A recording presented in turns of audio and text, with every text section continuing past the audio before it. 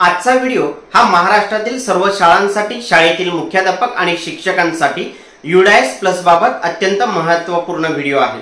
आजच्या व्हिडिओमध्ये आपण विद्यार्थ्याला प्रमोशन झाल्यानंतर सुद्धा लेफ्ट विथ TC हा ऑप्शन कशा पद्धतीने द्यावा, हा ऑप्शन देऊन त्या विद्यार्थ्याला ड्रॉप बॉक्स मध्ये कशा पद्धतीने पाठवावे या संदर्भात महत्त्वाची माहिती आपण पाहणार आहोत। तत्पूर्वी नमस्कार, मी सचिन पाटील, शाळा पूज्य आचार्य भिसे माध्यमिक व उच्च माध्यमिक विद्यालय कासा टेक्नो एज्युकेशन या चॅनलवर आपले सहर्ष स्वागत आहे। एक गोष्ट लक्षात घ्या, जर आपल्या शाळेतून एखादा विद्यार्थी दुसऱ्या गावी परगावी शिक्षणासाठी गेला असेल तर त्या विद्यार्थ्याला प्रमोशन करताना लेफ्ट विथ TC हा पर्याय देऊन ड्रॉप बॉक्स मध्ये टाकणे आवश्यक आहे। यानंतरच समोरची शाळा त्या विद्यार्थ्याला इम्पोर्ट करू शकते। आपण जर पुन्हा त्याला लर्निंग विथ सेम स्कूल हा स्टडीइंग विथ सेम स्कूल असे ऑप्शन दाखवले तर त्या विद्यार्थ्याला पुढची शाळा इम्पोर्ट करू शकणार नाही।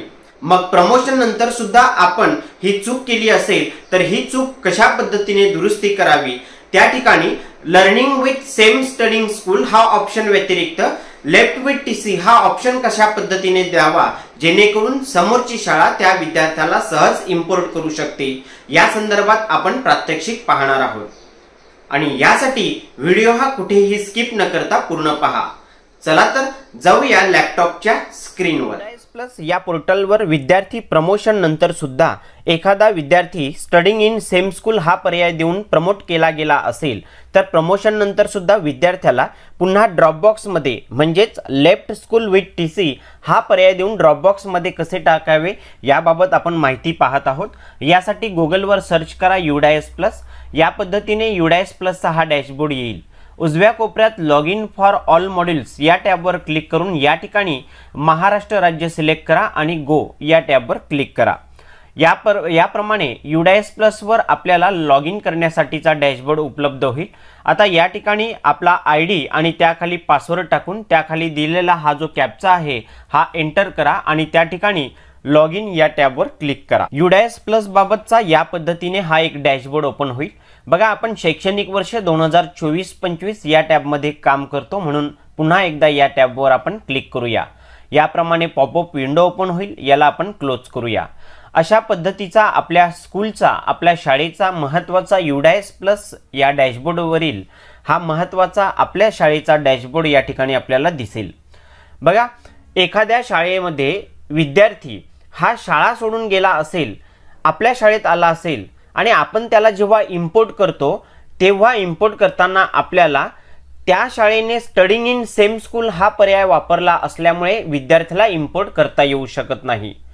मग अशा वेळेस इम्पोर्ट करताना काय मेसेज येतो, जसे की इम्पोर्ट करत असताना आपण या ठिकाणी पाहू शकतो की करंट स्टेटस त्या शाळेचा आहे progression done by school study in previous year, म्हणजे त्या शाळेचं प्रोग्रेशन फायनलाइज झालेलं आहे। पण अडचण काय येते, तर अडचण आहे studied attach with same school in current year, म्हणजे समोरच्या शाळेने तो विद्यार्थी आपल्याकडे जरी शिकायला आला तरी त्या शाळेने त्याला ड्रॉप बॉक्स मध्ये न टाकता स्टडीइंग इन सेम स्कूल हा ऑप्शन दिलेला आहे, म्हणजे तो सध्या त्यांच्या शाळेमध्ये पुढच्या वर्गात शिकतोय अशा पद्धतीचं स्टेटस आल्यामुळे आपण त्या विद्यार्थ्याला इम्पोर्ट करू शकत नाही। मग बऱ्याच वेळा अशा पद्धतीच्या अडचणी या आपल्याला येऊ शकतात किंवा समोरच्या शाळेला येऊ शकतात। म्हणून एखादा विद्यार्थी जर शाळा सोडून गेला असेल तर त्या विद्यार्थ्याला लेफ्ट स्कूल विथ TC हा पर्याय देऊन ड्रॉप बॉक्स मध्ये टाका, जेणेकरून कुठलीही शाळा त्याला सहज इम्पोर्ट करू शकते।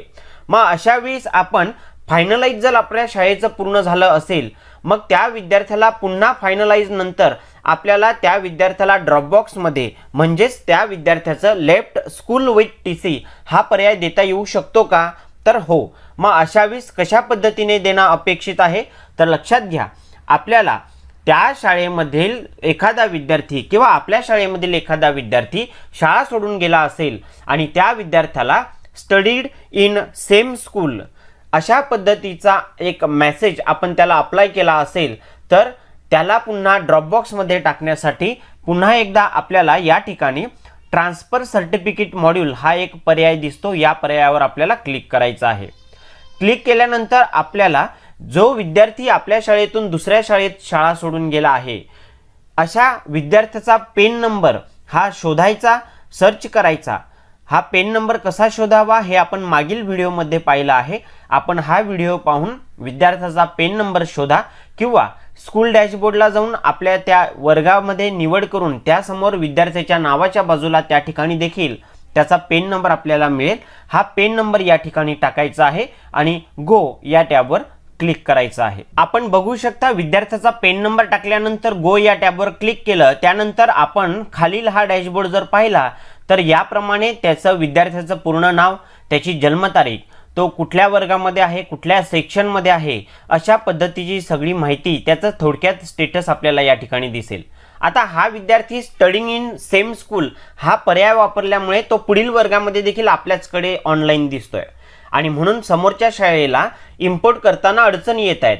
मग अशा विद्यार्थ्याला लेफ्ट स्कूल विथ टीसी हे फायनलाइज नंतर सुद्धा कसं आपण करू शकतो ही माहिती आपण पाहत आहोत। म्हणून आपण ट्रान्सफर सर्टिफिकेट मॉड्यूल या टॅबवर क्लिक केलं, या ठिकाणी त्याचा पेन नंबर टाकला, गो या टॅबवर क्लिक केल्यानंतर त्याची या पद्धतीने इकडे माहिती आपल्याला दिसली। आता खालील आपण जर टॅब पाहिले तर हे 3 टॅब जे आहेत या 3 टॅब पैकी हा जो पहिला टॅब आपल्याला दिसतो left school already with TC, आपल्याला या टॅबवर क्लिक करायचं आहे। बघा या टॅबवर क्लिक केल्यानंतर पुन्हा एकदा आपल्याला विचारलं जाते की आर यू शुअर, आपण कन्फर्म आहात का की या विद्यार्थ्याला ड्रॉपबॉक्स मध्ये टाकण्यासाठी।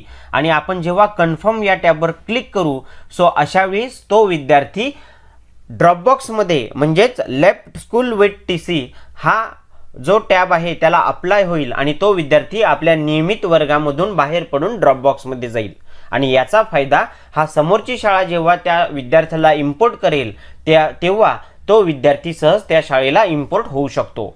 म्हणून 2 महत्त्वाच्या गोष्टी आहेत की फायनलाइज नंतर सुद्धा आपण विद्यार्थ्याला left to school with TC हा पर्याय देऊ शकतो का, तर हो देऊ शकतो, तो याप्रमाणे द्यायचा।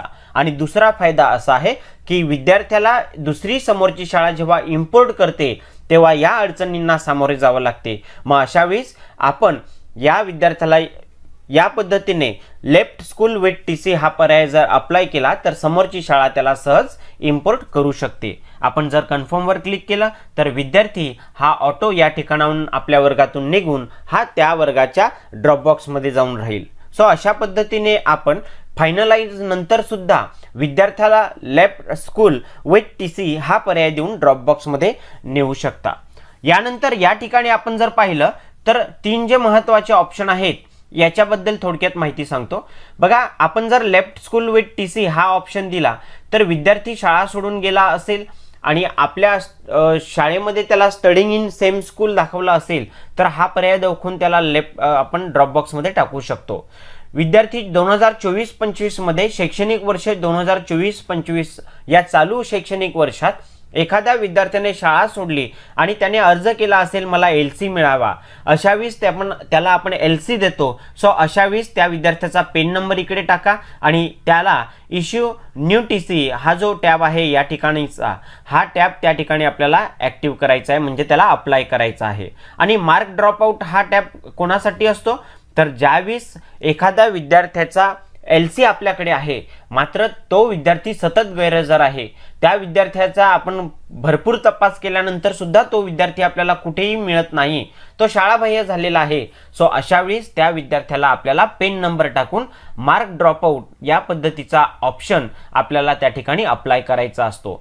मला आशा आहे की मी आज दिलेली ही सगळी माहिती ही आपल्यासाठी अत्यंत महत्त्वाची आहे आणि आपल्याला ती नक्कीच समजली असेल। असेच नवनवीन व्हिडिओ समजून घेण्यासाठी आपण व्हिडिओ खाली असलेल्या सबस्क्राइब टॅबला क्लिक करून त्यासमोरील बेल आयकॉनला क्लिक करा, जेणेकरून नवीन माहितीचं नोटिफिकेशन आपणास सहज मिळतील।